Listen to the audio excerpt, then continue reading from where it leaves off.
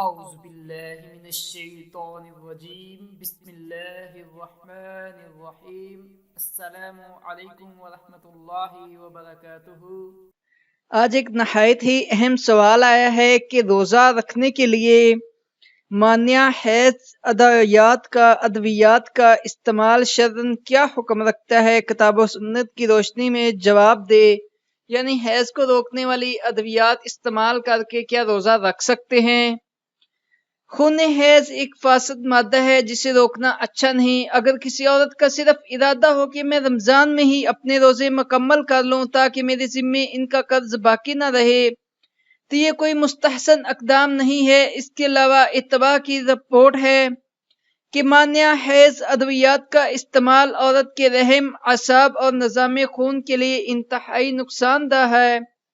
ان کے استعمال سے مہینے کی عادت بھی بگڑ جاتی ہے اور جسم نجیف اور کمزور ہو جاتا ہے۔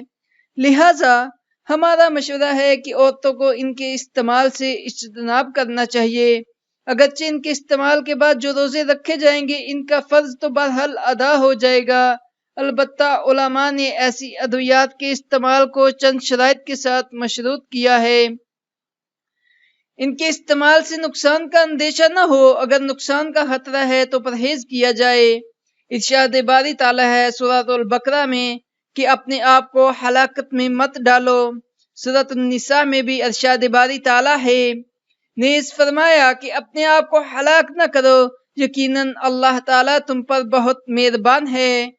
رسول اللہ صلی اللہ علیہ وسلم نے ہر غیر ضروری چیز کے استعمال سے منع فرمایا ہے۔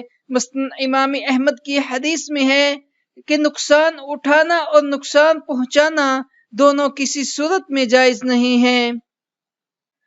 خاوند سے اجازت لی جائے اگر خاوند موجود ہو، کیونکہ بعض اوقات ایسا ہوتا ہے کہ عورت کے عدت کے ایام میں ہوتی ہے، وہ مانع حیض ادویات کے استعمال سے ایام عدت کو طویل کرنا چاہتی ہے تاکہ دیر تک اس سے نان و نفقہ وصول کیا جائے۔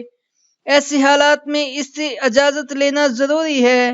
اسی طرح اگر ثابت ہو جائے کہ ایسی ادویات کے استعمال سے حمل میں رکاوٹ ہو سکتی ہے، ایسی حالت میں بھی عورت کا خاوند سے اجازت لینا ضروری ہے۔ ایسی ادویات کا استعمال اگرچہ جائز ہے تاہم بہتر ہے کہ فطرت سے چھیڑ چھاڑ نہ کی جائے۔ البتہ اگر کوئی مجبوری ہو تو الگ بات ہے۔ ہمارے نزدیک رمضان میں اپنے روزے مکمل کرنے کی نیت سے ایسی ادویات کا استعمال کرنا کوئی معقول عذر نہیں ہے۔ واللہ عالم۔ باقی اللہ تعالی ہم سب کو دین کے حکامات سمجھنے اور ان پر عمل کرنے کی توفیق عطا فرمائے۔ جزاک اللہ۔